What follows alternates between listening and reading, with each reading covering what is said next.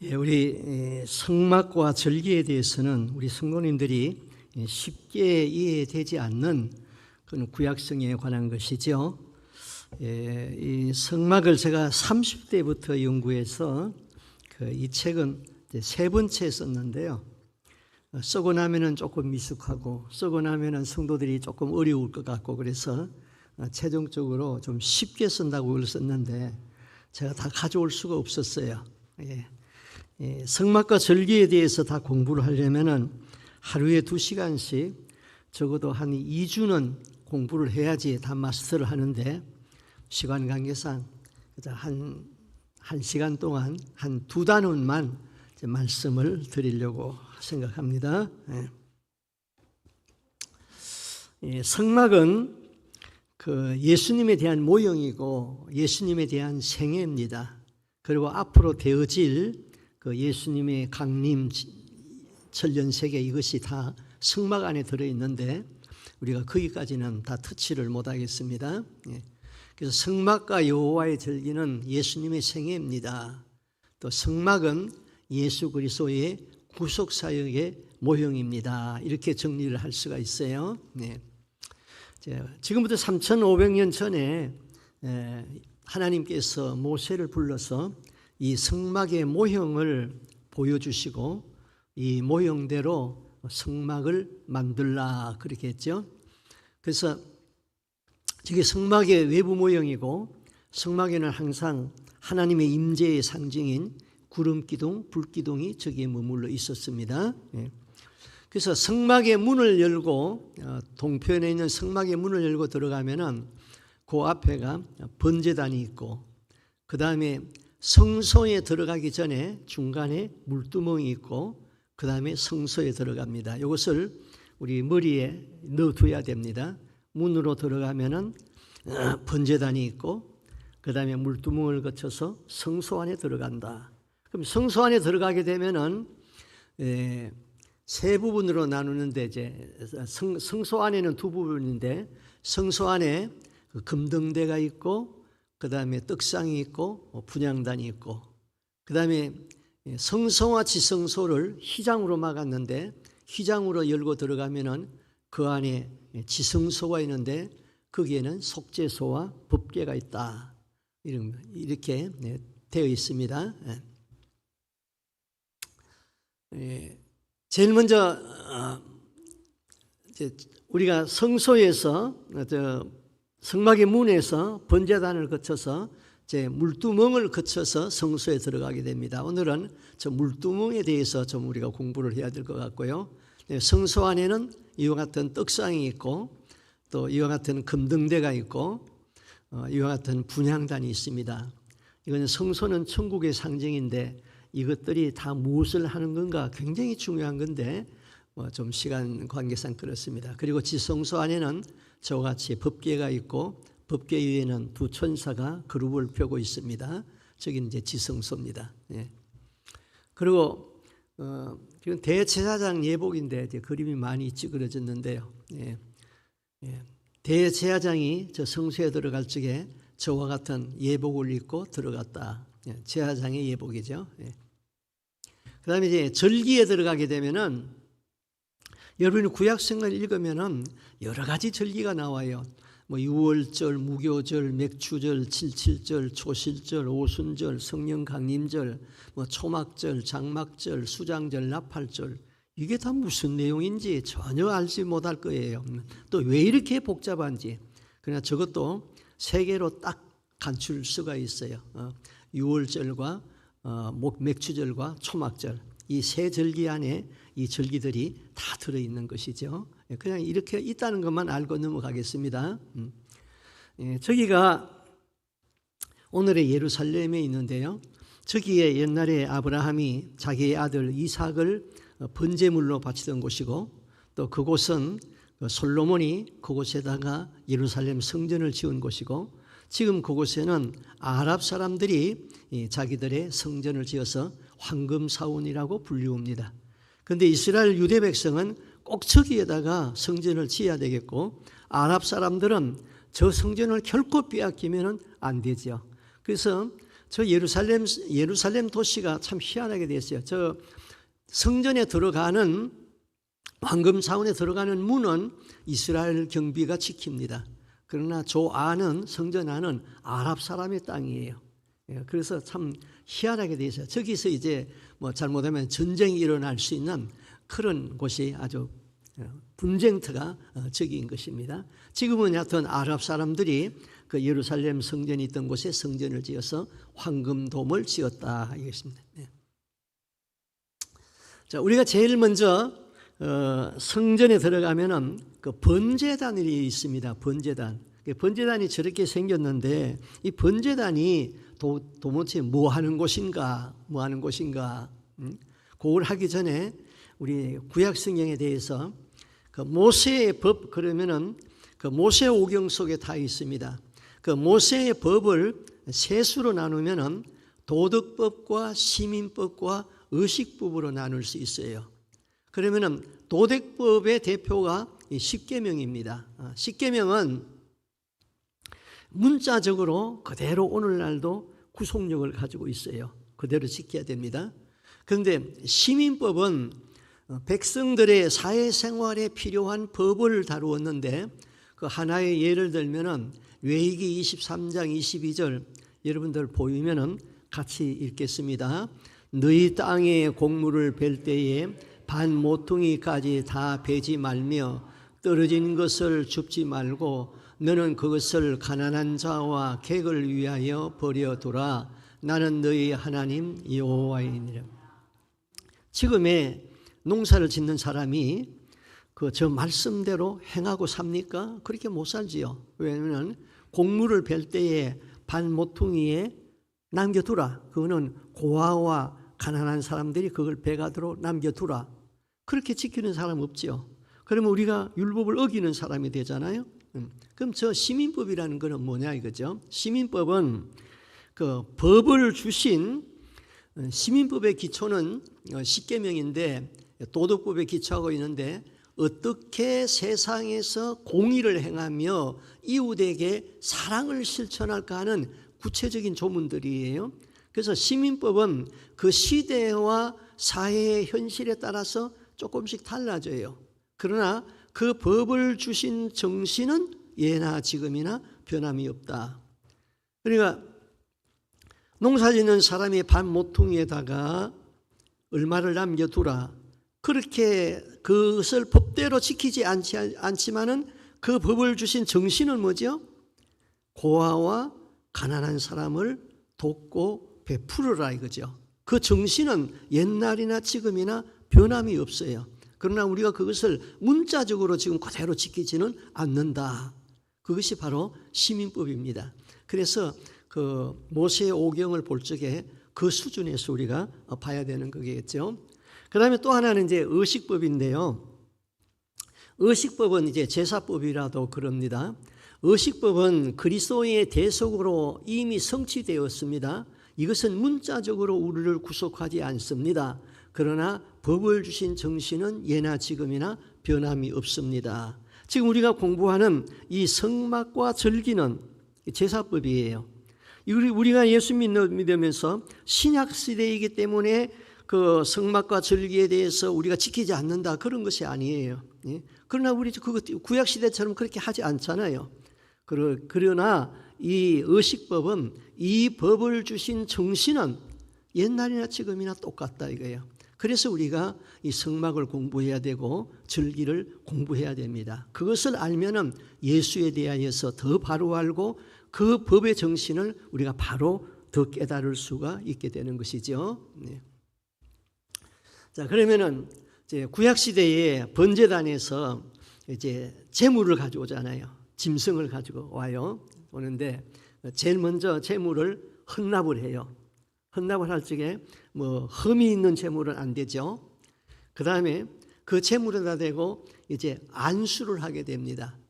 그 제물에 대해서 안수를 하는 순간 그것이 제물이 돼야 돼요. 제물이 되는 거예요. 그럼 안수하지 아니한 것은 동물이고 안수하면은 제물이어야 돼요. 그러면은 제물은 반드시 죽여야 되는 거예요. 죽여야 돼요. 예, 희생시켜야 돼요. 그래서 우리가 예수를 믿음으로 말미암아 우리는 신분의 변화가 되었어요. 죄인이 의인이 되었단 말입니다. 여기서 끝나면 안 되죠. 그 다음에는 우리가 성품의 변화가 와야 돼요. 성품의 변화. 성품의 변화는 그 말씀과 성령을 통하여서 성품의 변화가 일어납니다. 그것이 바로 성품의 변화가 돼야지 삶의 변화가 나타나기 시작하는 것이죠. 이때부터 다른 사람에게 영향을 줄 수 있는 이제 사람이 되는 것이죠. 그러니까 우리가 예수를 믿음으로 신분의 변화가 왔다. 죄인이 의인이 되었다. 그 다음에 말씀과 성령을 통하여서 성품의 변화가 되었다. 성품의 변화가 되면서 우리의 삶에 이때부터 이제 다른 사람에게 영향력을 나타낼 수 있게 되는 것이죠. 예수 영향을 줄 수가 있는 것이죠. 대개 사람들이 이 신분의 변화까지만 오고 그 다음에는 이 체계를 잘 몰라요. 반드시 말씀과 성령을 통해서 성품의 변화와 더불어서 삶의 변화가 이루어져야 된다. 그래서 예수님이 하나님 말씀하시기를 내가 거룩하니 너희도 거룩하라. 하나님이 거룩하다. 그건 이해되는데 어떻게 우리가 하나님처럼 거룩해 될 수 있을까? 이건 도저히 불가능한 거다. 그렇게 생각하면 안 돼요. 우리 주님이 거룩할 수 있으니까 거룩하라 그랬거든요. 그래서 우리는 반드시 거룩의 과정을 거쳐야 돼요. 이 거룩이 뭡니까? 구별된 거예요. 구별된 것. 이 말씀이 하나님 앞에 쓰게 되면은 하기오서 그랬는데 거룩하다 이런 것이고 사람 앞에 쓰게 되면은 구별되었다. 그래서 우리는 구별된 삶을 살아야 되죠. 그래서 구별된 주일이 있어서 우리가 교회에 와서 예배를 드려요. 구별된 물질이 있어서 하나님 앞에 11조를 드려요. 구별된 삶이 있어야 되고 그것이 바로 깨끗한 삶이에요. 그래서 하나님이 내가 거룩하니 너희도 거룩하라. 이 거룩을 우리가 성취를 시켜야 되는 것입니다. 우리가 예수 믿으면은 그 구약의 5대 제사 정도는 우리가 기억하고 있어야 돼요. 구약의 5대 제사, 저기 번제, 불에 태워서 드리는 거예요. 그 다음에 소제는 다른 제사는 다 피 있는 제사, 양이나 염소나 소를 드렸는데 소제는 피 없는 제사. 그 다음에 화목제는 예를 들어서 양을 드리면은 일부는 태우고 일부는 드린 사람하고 제사장들이 함께 같이 나누어서 먹는 것. 화목제물이에요. 그래서 예수님은 우리의 화목제물이 되셨다 그랬죠. 예. 그래서 비둘기는 화목제물이 안 될 수가 없어요. 비둘기는요. 그 다음에 우리가 짓는 죄는 속죄제와 속건제가 있는데 하나님 앞에 짓는 죄는 속죄제를 드려야 되고 사람 앞에 짓는 죄는 속건제를 드려야 돼요. 그래서 사람을 죽였다. 그거는 뭐 하나님 앞에도 해당되고 사람 앞에도 해당되고 그랬죠. 내가 11조 제물을 드리지 않았다. 그거는 하나님 앞에 짓는 죄죠. 뭐 내가 11조 안 드렸다고 사람한테 지은 죄는 아니죠. 그리고 속건제는 내가 다른 사람에게 돈을 도둑질했다. 그러면은 반드시 5배를 얹어서 갚아야 돼요. 갚지 않고 회개했다. 그건 안 되는 것이죠. 그래서 이런 속죄제와 속건제의 구분은 그 제사장이 그때그때 구분해서 제물을 드렸어요. 자, 그러면은 번제, 소제, 화목제, 속건제, 속죄제 있는데 우리 한번 기억하는지 한번 해보겠습니다. 제일 먼저 5가지, 좀 순서는 바뀌어도 괜찮아요. 해보세요. 첫째, 번제. 두 번째, 소제, 화목제, 속건제, 속죄제. 속건제, 속죄제는 이제 분간할 수 있겠죠. 구약의 5대 제사가 바로 번제단에서 다 이루어졌다. 번제단에서. 그러면은 제물은 가지고 오면 죽여야 된다 그랬어요. 죽여야 된다. 살아있는 것은 안 받아요. 같이 읽어보겠습니다. 만일 여호와께 드리는 예물이 새 번제이면은 산비둘기나 집비둘기의 새끼로 예물을 삼고 제사장은 그것을 단으로 가져가다가 그 머리를 비틀어 끊고 그 다리에 불사르고 피는 단 곁에 흘릴 것이며. 저기 보니까 비둘기를 번제물로 드리면은 목을 비틀어서 끊어라. 완전히 죽이라 이거죠. 죽지 아니하면은 하나님이 안 받아요. 죽여야지 받는다. 여기에 포인트가 있는 거예요. 그래서 로마서 12장 1절에 보면은 너희 몸을 하나님이 기뻐하시는 산 제사로 드리라 그랬어요. 그럼 이게 산 제사가 뭐냐? 구약 시대에 죽어진 제물에 대한 역설적인 진리가 산 제사다 이 말이에요. 살아있는 것은 동물이고 동물은 하나님이 절대로 안 받아요. 제물이 되어야지 받는다 이 말이에요. 그래서 제물이 되려면은 완전히 죽어져야 된다. 그런데 살아있는 것들이 너무 많아요. 갈라디아서 2장 20절에 같이 읽습니다. 내가 그리스도와 십자가에 못 박혔나니 그러는 적 이제는 내가 사는 것이 아니요 오직 내 안에 그리스도께서 사시는 것이라. 이제 내가 육체 가운데 사는 것은 나를 사랑하사 나를 위하여 자기 자신을 부리신 하나님의 아들을 믿는 믿음 안에서 사는 것이니라. 사도 바울이 나는 이제 십자가에 못 박혔다, 죽었다 이 말이에요. 죽어야지 하나님이 받으니까. 십자가에 못 박히지 아니한 거는 하나님이 제물로 안 받는다니까요. 그러면서 사도 바울이 말하기를 한 번만 죽는 것이 아니다. 나는 날마다 죽는다 그랬어요. 날마다. 읽어보겠습니다. 형제들아 내가 그리스도 예수 우리 주 안에서 가진 바 너희에 대한 나의 자랑을 두고 단언하노니 나는 날마다 죽노라. 어떻게 죽어야 돼요? 옛사람은 죽고 새사람이 살아나야 되고 죄에 대하여서 죽고 의에 대해서 살아나야 되고 내 자아가 완전히 파쇄되어야지 예수님의 형상을 우리가 닮을 수가 있게 됩니다. 자, 우리의 생각은 살리는 생각이 있고 죽이는 생각이 있어요. 그러면은 살리는 생각은 영의 생각이에요. 죽이는 생각은 육신의 생각이에요. 그는 마귀가 기뻐하는 생각을 해요. 우리는 육신을 가졌기 때문에 육신의 생각을 많이 가져요.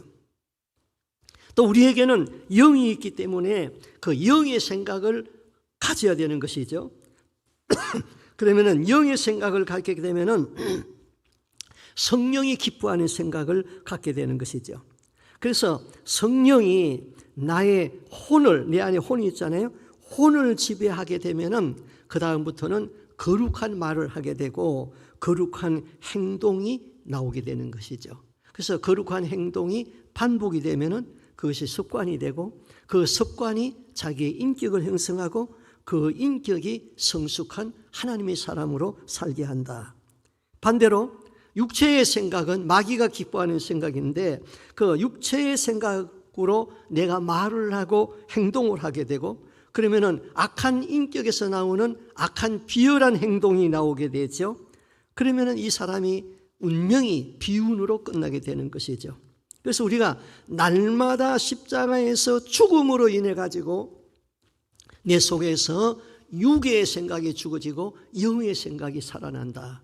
그럼 뭘로 죽여야 되느냐? 하나님의 말씀과 성령을 통하여서 죽이라 그랬거든요. 죽어야지 하나님이 받는다. 자, 여러분 지금 오늘 교회에 와서 하나님 나를 받으시옵소서 그렇게 하나님 앞에 서원하고 기도하고 교회에 나왔는데 보면은 죽지 않았어요. 내 속에 탐심이 그대로 있어요. 내 속에 미움과 혈기가 그대로 있어요. 그러면서 이번 하나님 나를 받아주시옵소서. 하나님은 뭐래요? 먼저 십자가에서 죽으라. 죽으면 제물로 받는다. 살아있는 것은 동물이다. 동물은 나는 안 받는다. 죽여라. 오늘도 교회에 와서 우리는 죽는 연습하는 겁니다. 날마다 죽어야 됩니다. 부부지간에도 한 사람이 죽으면 가정이 편안하죠. 그러나 둘 다 살아있으면 그 가정 파탄나 버리죠. 교회도 마찬가지예요. 어려움이 있을 적에 장로님이 죽고 목사님이 한 번 또 죽고 성도님이 한 번 죽고 죽으면 주님이 기뻐하시고 주님이 제물로 받으시고 살아있으면 너는 동물이다. 내 것 아니다. 우리는 날마다 죽기를 바랍니다. 죽어야지 그에서 부활이 나오고 생명이 나오게 되는 것이죠. 자, 우리에게는 살아있는 것이 너무나 많습니다. 혈기가 살아있고 자존심, 미워하는 감정, 상처 이런 것들이 너무나도 살아있습니다.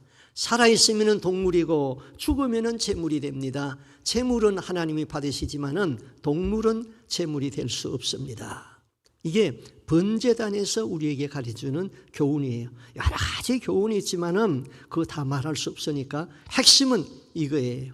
그러면은 번제단에서는 오늘날로 말하면 십자가 사건이에요. 거기에서 구약의 5대 제사가 다 이루어졌어요. 십자가에서 예수님이 우리를 위하여서 피 흘려서 죽으셨어요. 번제단에서 제물이 죽었었어요. 피 흘렸어요. 피를 받아서 제단에 뿌렸어요. 그러면 번제단은 십자가의 사건이다. 그렇게 이제 이해하면 되겠습니다. 그 다음에 이제 화목제물이 있는데요. 그 화목제물 중에 레위기 3장 12절에서 17절 있는 말씀 한번 같이 읽어보겠습니다. 시작.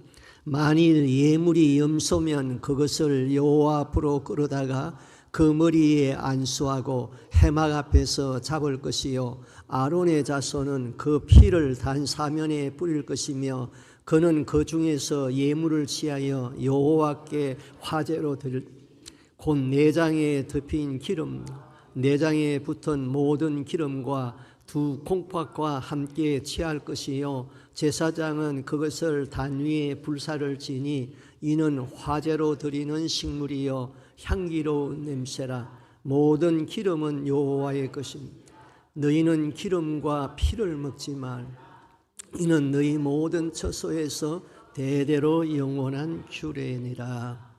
화목제물은 짐승을 희생시켜서 쉽게 말하면 기름은 불에 태우고 그다음에 피는 제단에 뿌리고 제단 주위에 뿌리고 그다음에 맛있는 고기는 제사장과 너희들이 나눠서 먹으라 그랬어요. 저기 특별히 보면은 기름은 여호와의 것이니라. 또 콩팥에 붙어 있고 간에 붙어 있는 기름은 다 불에 태우라. 그러면 우리가 기름을 불에 태우면은 뭐 구수한 냄새가 나서 하나님이 그 냄새 좋다. 하나님의 그 냄새를 맡고 기뻐하고 그러겠어요? 하나님이 기름을 잡수세요? 왜 이 말씀을 주었을까요? 하나님이 이 말씀을 주신 의도가 있단 말이에요. 하나님은 사랑이에요. 너희들이 그 기름과 피를 먹으면은 너희들이 건강이 다 망가져. 너희들은 죽어. 그렇기 때문에 그런 거는 먹지 말고 나한테 다 돌려. 그리고 너희들은 건강에 좋은 음식을 먹어. 하나님이 사랑이기 때문에 이렇게 말하는 거예요. 그런데 우리의 육신이 못돼 가지고는 자꾸 나쁜 음식만 먹어. 곱창 그거 완전히 기름덩어리잖아요. 곱창 얼마나 맛있어요. 또 피 거기에 모든 독소가 다 들어있는데 선지피 좋아하죠. 예. 뭐 식당에 나가가지고 먹는 게 전부 기름기 같은 거 이런 거 먹잖아요. 그런 거 먹으면 병 걸려요. 예. 최근에 저희 교회에 어떤 성도님 한 분이 등록을 했어요. 집사인데요. 신앙도 좋은 사람이에요. 그런데 이분이 먹는 것이 완전히 기름덩이, 내장 이런 것만 계속 먹었어요. 그것이 입에 딱 배어버렸어요. 그런데 결론은 피가 탁해가지고 가슴으로 들어가는 혈관이 막혀버렸어요. 그 다음에 신장이 다 망가져가지고 매일 일주일에 3번씩 피를 걸러내야 돼요. 그 다음에 위에 암이 생겼어요. 이제 죽게 되었어요. 그래서 이제 저희 교회에 왔는데 첫날 제가 만나서 그랬어요. 성경에 보니까 먹지 말라 하는 것만 다 좋아서 먹었어요. 병 걸리지. 병 걸려놓고는 하나님 앞에 와서 살려달라. 자, 하나님은 사랑이십니다. 하나님은 우리에게 건강에 대하여 청지기로서 관리해야 할 것을 요구하고 계십니다. 그래서 과음하지 말고 과식하지 말고 과로하지 말고 과욕, 욕심을 부리지 말라. 이런 것은 내가 계명을 다 주었는데도 너희들이 어기어서 이렇게 병 걸렸으면은 그거는 너희들이 책임져야지. 너희들이 내 말을 어겨놓고는 나한테 와서 고쳐달라고 그러느냐? 물론 철저히 하면은 하나님 불쌍히 여기시고 회개하면은 고쳐줄 수도 있지만은 내가 책임져야 돼요. 내가 계명을 어겼으니까. 예. 그래서 절대로 이 기름 같은 거, 피 같은 거 이런 거는 먹지 말라고 그랬으니까 왜 먹지 말라고 그랬느냐? 하나님이 나를 너무나도 사랑하기 때문에 내 생명을 존중해서 먹지 말라고 그랬다. 다 같이 하나님은 사랑이시다. 예. 여러분 병 걸리는 거 하나님 원치 아니에요. 병 걸렸어도 고쳐서 쓰임받기를 원하는 것이죠. 그래서 건강관리는 성경대로 내가 잘 관리를 해야 되는 겁니다. 그 다음에 여기에 그 범죄자의 신분에 따라서 제물이 구분됐어요. 예를 들어서 말하면은 제사장이 범죄했을 적에는 수송아지를 드리라 그랬어요. 그리고 이스라엘의 온 회중을 위해서 1년에 한 번씩 제사장이 제사를 드렸는데 그때는 수송아지를 드려라 그랬어요. 그 다음에 족장이 범죄하면은 순념소를 드려라. 그 다음에 일반 백성이 범죄했을 적에는 자기 능력에 따라서 소나 양이나 비둘기나 이런 것을 드려라. 또 비둘기도 드릴 수 없는 가난한 사람이다. 그러면은 소제를 드려라. 곡식을 드리는 것인데 피 흘림이 없이는 제사함이 없다 그랬으니까 제사장이 옆에 세워놨다가 다른 사람이 양을 가지고 옵니다. 그럼 거기다 꼽사리 끼워가지고 같이 이제 죄를 사함받게 해주세요. 그래서 이 말씀을 깊이 음미하게 되면은 내가 한번 질문을 해보겠습니다. 교회에 장로님하고 그다음에 집사하고 그다음에 어제 들어온 성도하고 똑같은 날 한날 한시에 똑같은 죄를 지었어요. 그러면 하나님께서 누구의 죄를 더 엄하게 다스릴 것 같아요? 왜요? 장로님은 예수 오래 믿었고 봉사 충성 많이 했으니까 좀 봐주는 거 아니에요? 저기 보면 그랬어요. 제사장이 범죄한 거와 온 이스라엘 회중이 범죄한 것을 같이 취급했어요. 제사장은 그만큼 책임이 있고 그만큼 무겁다는 것이죠. 그러니까 예수 오래 믿은 사람, 장로의 직분이 있는 사람, 목사의 직분이 있는 사람은 범죄하게 되면은 하나님이 즉시 손을 봐버려요. 그걸 깨달아야 돼요. 그래서 장로의 직분이라는 것은 그거는 흠모할 직분이지 욕심을 취해서 할 직분이 절대로 아니에요. 그 직분을 받아놓고 저 사람은 장로가 안 되었으면 천국 갈 사람인데 장로가 돼가지고 천국 못 가는 사람 많아요. 저 사람은 목사가 안 되고 평신도로 봉사했으면 잘 봉사할 사람인데 목사 돼가지고 영혼을 사랑하지 못하고 범죄해가지고 지옥 가는 목사들이 너무나 많아요. 그래서 직분은 절대로 흠모해야 할 직분이지 욕심을 내서 정치해야 할 직분이 아니다. 동의합니까? 예. 직분은 명예가 아니라 기능입니다. 일하라고 주어진 직분이에요. 그래서 야고보는 선생된 너희에 받을 심판이 크다 그랬습니다. 직분에는 책임이 따라요. 예수님은 많이 맡은 자에게 내가 많이 요구한다고 그랬어요. 그래서 신앙이 거기 경지에까지 안 가면은 더 기도하고 준비하였다가 직분을 받고 그 직분을 받으면은 물론 하나님이 많이 요구하지만은 또 충성하게 되면은 또 많은 것을 더해주기도 하는 것도 사실이에요. 그래서 직분은 기능이다. 직분은 절대로 명예가 아니다. 그런데 한국 사람들은 직분을 자꾸 명예라고 생각해요. 그래서 이제 문제가 되는 것이죠. 예. 자, 우리 번제단에서는 요것만큼만 해두고 그 다음에 그 물두멍에 대해서만 말씀을 증거하고 마치겠습니다. 자, 우리가 그 성소의 문으로 들어와 가지고 제일 첫 번째 만난 것을 뭘 만났죠? 지금 공부한 것? 번제단. 그 다음에 그 성소는 앞에 텐트가 있는 성소가 있는데 성소 안에는 분향단,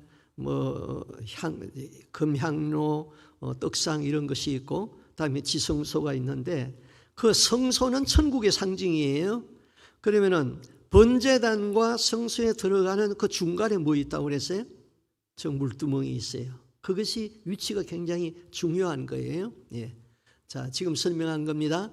번제단의 문으로 들어가서 성막의 문으로 들어가서 제일 먼저 번제단을 만나고 그 다음에 성소에 들어가기 그 앞에 물두멍이 있다. 번제단이 이렇고 물두멍은 이렇고요. 그럼 이제 그 물두멍에 하는 용도가 뭐냐? 거기서 네 손과 발을 씻어서 죽기를 면하라. 손과 발을 씻지 아니하면은 죽는다 이거예요. 예.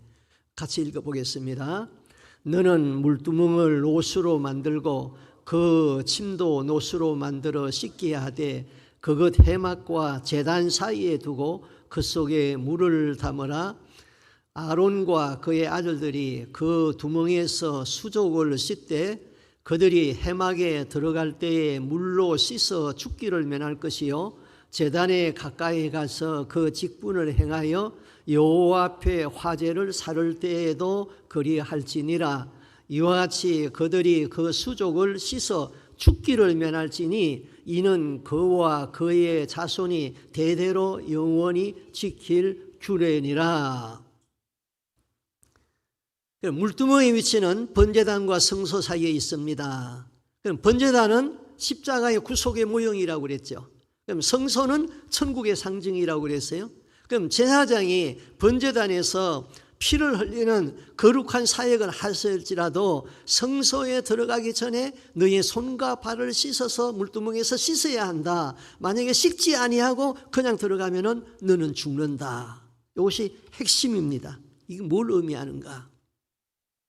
그럼 번제단에서 죄의 형벌이 해결되었다. 우리는 예수 그리스도의 십자가의 구속 사건을 믿음으로 의로운 사람이 되었어요. 의인이 되었어요. 죄의 형벌이 면제되었어요. 그러면 물두멍에서 중생한 후에 성도들의 삶에서 범한 더러운 죄들이 해결돼야 된다. 이게 뭐냐면은 우리는 이미 다 거듭났잖아요. 예수 믿잖아요. 의로운 사람이잖아요. 그러나 성소의 천국에 들어가기 전에 우리는 매일매일 죄를 안 지을 수가 없는 그런 삶의 현실 속에 있죠. 그 죄를 해결하고 천국에 들어오라. 아멘입니까? 예. 사람들이 이걸 잘 몰라요. 한번 믿으면 구원받는다고 생각해요. 절대로 그렇지 않아요. 구약 성경에서부터 신약 성경에 흐르는 사상을 바로 잡아야 되죠. 그러면 물두멍의 위치와 그 교훈은 뭐냐? 물두멍의 위치는 번제단과 성소 사이에 있습니다. 번제단은 십자가 구성의 모형이다. 내가 잘못 드렸나요? 예. 그럼 번제단에서 죄의 형벌이 해결되었다면 우리 거듭났다 이 말이에요. 거듭났다. 그 다음에 물두멍에서는 중생한 후에 성도들이 삶에서 명한 더러운 죄들이 해결돼야 된다. 해결돼야 된다. 그럼 중생과 성결은 구분되는 거예요. 중생도 성결도 다 성령의 역사예요. 그러나 중생은 이례적이에요. 한 번만 거듭나는 거예요. 뭐 또 거듭나고 또 거듭나고 하는 거예요. 그러나 성령의 역사는 성결은 계속적이에요. 날마다 이루어져야 돼요. 그래서 예수 믿고 한 번 회개한 것으로 만족해서는 아니 된다 이 말입니다. 같이 한번 읽어보겠습니다. 예수 그리스도의 보혈로 속죄함을 받은 이후에는 두렵고 떨림으로 구원을 이뤄나가야 합니다. 예수 그리스도의 피는 우리의 죄를 씻기며 성령과 말씀은 죄로 오염된 마음을 씻겨서 거룩하게 합니다. 그러면은 우리가 한 번 거듭나면은 영원한 구원인가? 그렇게 믿는 사람들이 많이 있더라고요.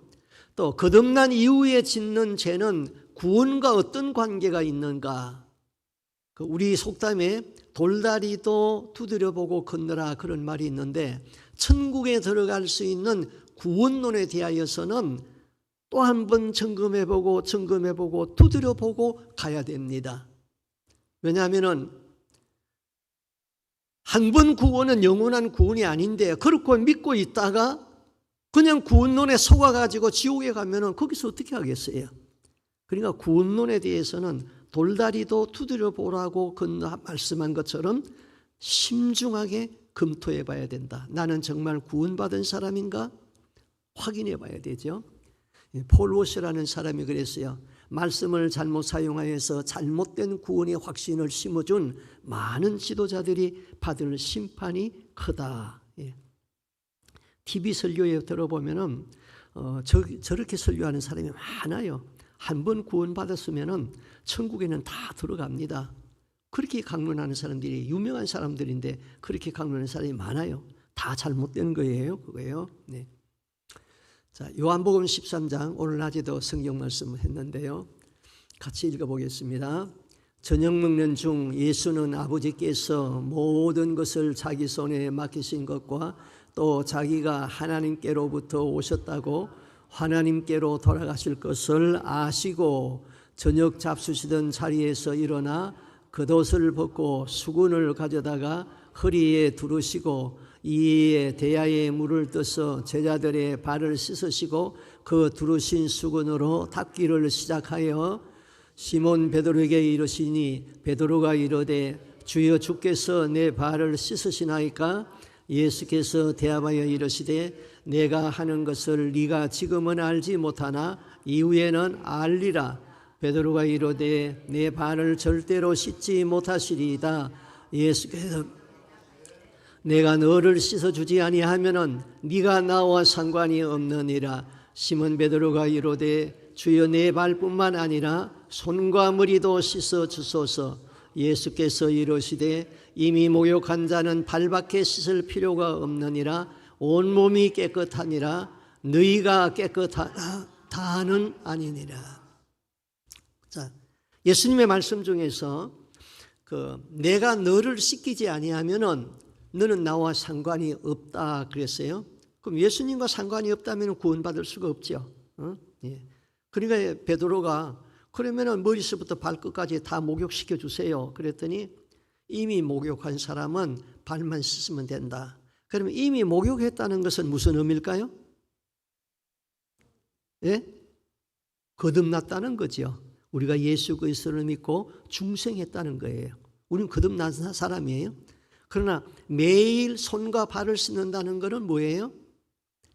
그날 그날에 짓는 죄가 있는데 그 짓는 죄를 씻어야 된다 이거죠. 그래서 물두멍의 역사하고 똑같은 거예요. 예수님 말씀이 물두멍에서 수족을 씻어 죽기를 면하라 그랬거든요. 수족을 씻지 아니하고 천국에 못 들어간다 이거예요.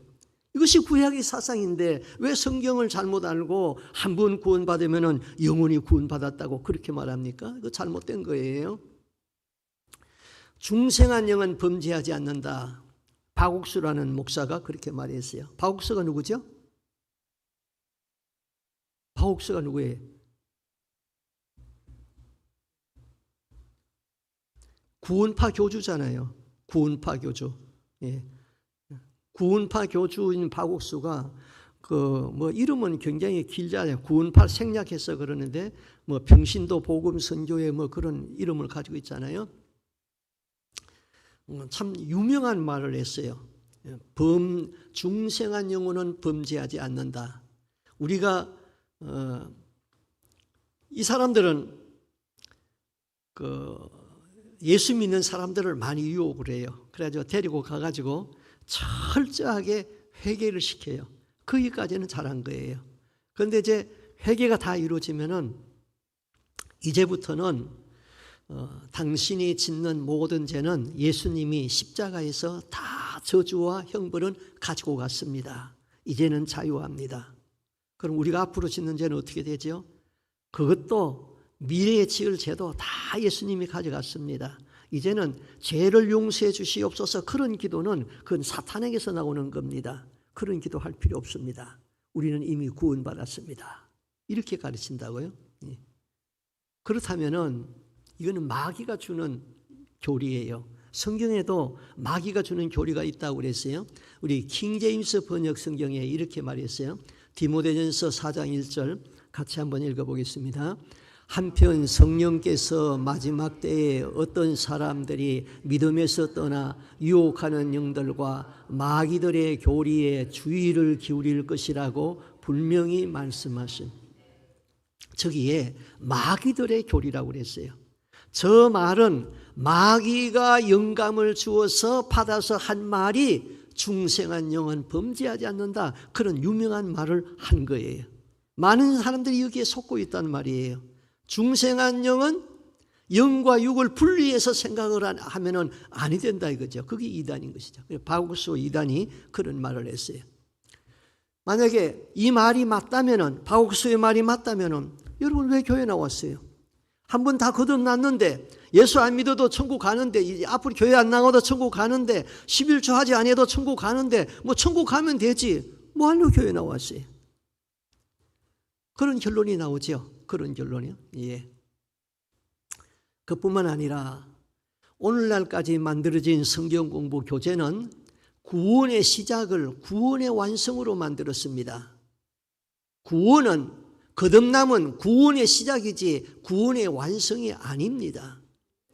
지금까지 성경 교재 나온 것을 다 보면은 제일 첫 번째 약점이 회개가 빠져 있다는 것. 그 다음에 두 번째는 내가 거듭난 것을 그냥 입으로 시인하고 뭐 해가지고는 거듭났으면은 이제 구원받았다, 천국 백성으로 완성을 시켜버립니다. 아니에요. 거듭남은 구원의 시작인데 그것을 잘못 가르쳐서 구원의 완성으로 가르치는 것, 이게 문제다 이거죠. 이게 문제다.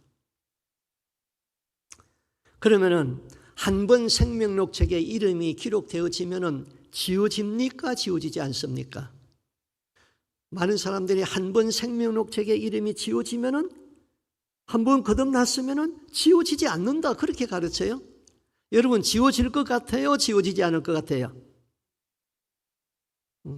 우리 성경으로 가서 얘기해야죠. 내 생각대로 하면 안 되죠. 성경 말씀 보겠습니다. 출애굽기 32장 33절 같이 읽습니다. 시작.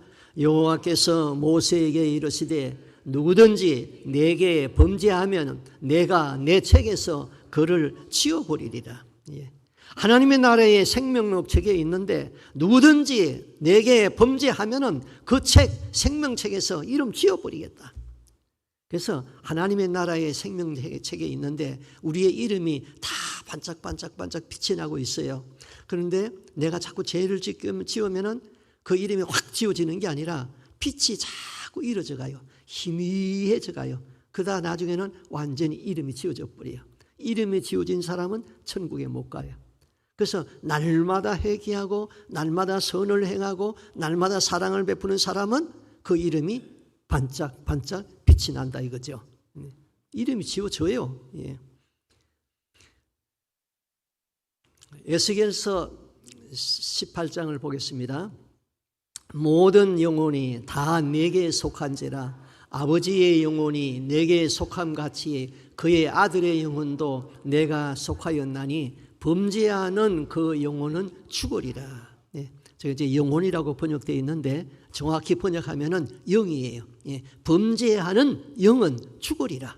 예, 범죄하는 영은 죽어요. 예, 중요한 말씀입니다.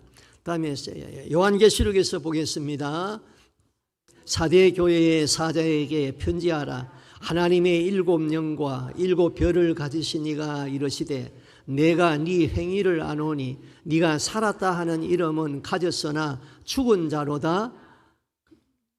너는 일깨워 그 남은 바 죽게 된 것을 굳게 하라. 내 하나님 앞에서 내 행위에 온전한 것을 찾지 못하였노니 그러므로 네가 어떻게 받았으며 어떻게 들었는지 생각하고 지켜 회개하라. 만일 일깨지 아니하면은 내가 도둑같이 이르리니 어느 때에 내가 이르는지 네가 알지 못하리라. 그러나 사대에 그 옷을 더럽히지 아니한 자 몇 명이 내게 있어 흰옷을 입고 나와 함께 다니리니 그들은 합당한 연고라. 이기는 자는 이와 같이 흰옷을 입을 것이요 내가 그 이름을 생명책에서 결코 지우지 아니하고 그 이름을 내 아버지 앞과 그의 천사들 앞에서 시인. 어떤 사람이 생명록책에서 이름 지지 아니에요? 이기는 자는 생명록책에서 지워지지 않는다 이거예요. 그럼 만약에 사단의 시험에서, 하나님의 시험에서 졌다면은, 지고 죄를 짓고 회개가 안 되었다면은 그 사람은 이기지 못한 사람이에요. 이기지 못한 사람은 생명록책에서 지워진다는 말이에요. 이기는 사람, 회개하는 사람, 이런 사람은 생명록책에서 이름 지지 않는다. 그러나 이기지 못한 사람은 생명록책에서 이름 지워진다. 그렇게 알고 있어야 됩니다. 이기지 못하고 지는 자, 회개가 이루어지지 않은 자는 어떻게 됩니까? 생명록책에서 이름이 지워집니다. 지옥에는 회개가 이루어지지 아니하는 수많은 목사와 장로와 권사와 집사들이 있습니다. 한 번 구원받은 사람은, 중생한 사람은 다 천국에 간다 그러면은 지옥에는 집사, 장로, 권사 한 사람 없어야 돼요. 왜? 그 사람들 다 한 번 구원 다 받은 사람이에요.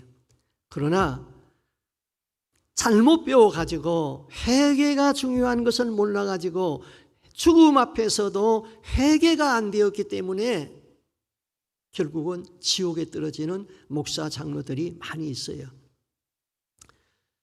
어떤 목사님이, 참 유명한 목사님이 지옥에 떨어졌어요.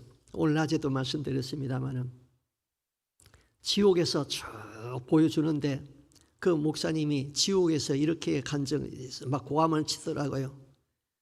우리 하나님은 사랑이신데 나를 침상에다가 던져서, 폐병으로 죽었거든요. 침상에 던졌는데 하나님이 나를 회개하기를 바라서 침상에 던졌는데 나는 그냥 아픈 줄 알았네.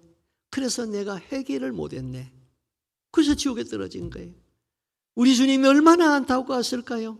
일평생 주님을 섬기고 충성한 종인데 다 의롭게 살았는데 그래도 몇 가지 회개하지 아니한 것이 있기 때문에 회개하라고 침상에 던졌는데 그 시간이 회개하는 시간인데 회개만 했으면 천국에 갔는데 내가 그걸 몰랐네. 지옥에 와서 알았네.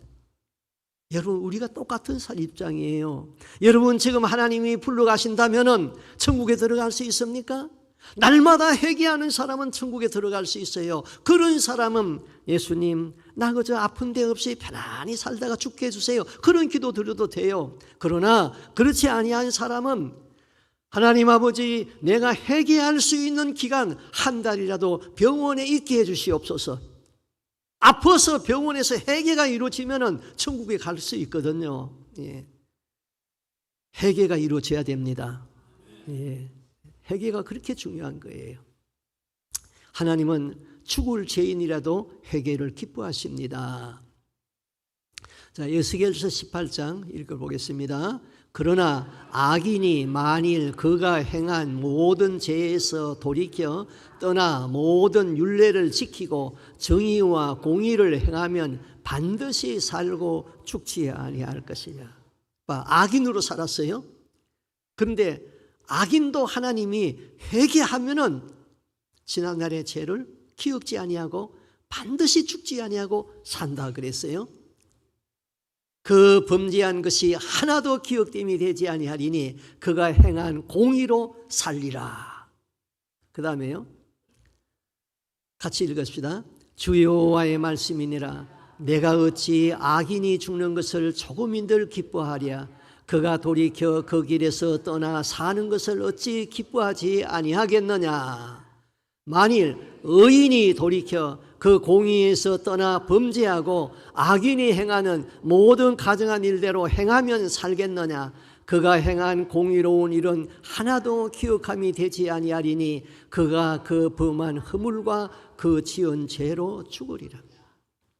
의인이라도 마지막에 공의에서 떠나고 악인이 짓는 죄, 그것을 회개하지 못하면 지금까지 행한 모든 의의를 내가 기억지 않는다. 그는 죽고 살지 못한다. 그랬어요. 예. 이게 굉장히 중요한 말씀이에요. 예. 그러면 우리의 삶에서 날마다 회개하는 삶이 이제 필요한 건 알겠고, 그 다음 또 중요한 것은 언제예요? 내가 언제 죽음 앞에 올는지 모르지만은 죽음 앞에 있을 적에 완전히 회개하면은 구원받을 수 있는 확률이 높은 거예요. 높아요? 예. 그래서 여러분이 병원에 있으면은 누가 신방을 오게 되면은 예수 믿었으니까 천국 갑니다. 뭐 그런 사람, 그런 말 할 사람은 오지 말라고 그러세요. 그러나 장로님이 병원에 있으면은 이 장로님 회개하고 천국 가게 해주시옵소서, 그렇게 중보 기도하는 사람은 오셔서 기도해 달라고 그래요. 예. 그게 성경적이에요. 그게 성경적이에요. 예. 주 여호와의 말씀이니라. 죽을 자가 죽는 것도 내가 기뻐하지 아니하노니 너희 스스로 돌이키고 살지니라. 예수님은 죽을 사람도 회개하고 사는 것을 원하는 것입니다. 자, 이제 신앙의 정리하겠습니다. 신앙의 핵심이 뭡니까? 오늘 말씀드린 증거한 것과 같이 첫째는 예수님에 대한 바른 신앙 고백을 해야 돼요. 이거는 목사님 밑에서 바르게 배워야 되고 성경을 읽으면서 깨달아야 돼요. 두 번째는 하나님을 목숨 다하여 사랑하고 이웃을 내 몸처럼 사랑해야 됩니다. 사랑이 율법의 완성입니다. 사랑이 없기 때문에 험담하고 시기하고 미워하고 용서하지 못하고 있죠. 회개함이 없이는 이런 사람들 지옥 심판을 면할 수가 없어요. 회개가 이루어져야 돼요. 그 다음에 세 번째는 날마다 회개하는 삶. 이 세 가지가 우리 신앙의 키포인트예요. 물론 여기에서도 우리가 천국 들어가는 것을 마귀는 그냥 구경만 하고 있는 존재는 아니에요. 천국 문에 들어갈 때까지, 우리 숨이 끊어질 때까지 마귀는 우리를 계속 시험하고 바른 신앙 고백을 못하게 하고 용서를 못하게 하고 회개를 못하도록 마귀가 막는 것도 사실이에요. 그래서 시간이 되면은 마귀의 존재에 대해서도 바로 알고 마귀를 대적할 수 있는 그런 능력도 있어야 되는 것입니다. 우리 여기까지 하겠습니다. 자, 우리 찬송 부르고 기도하고 마치겠습니다.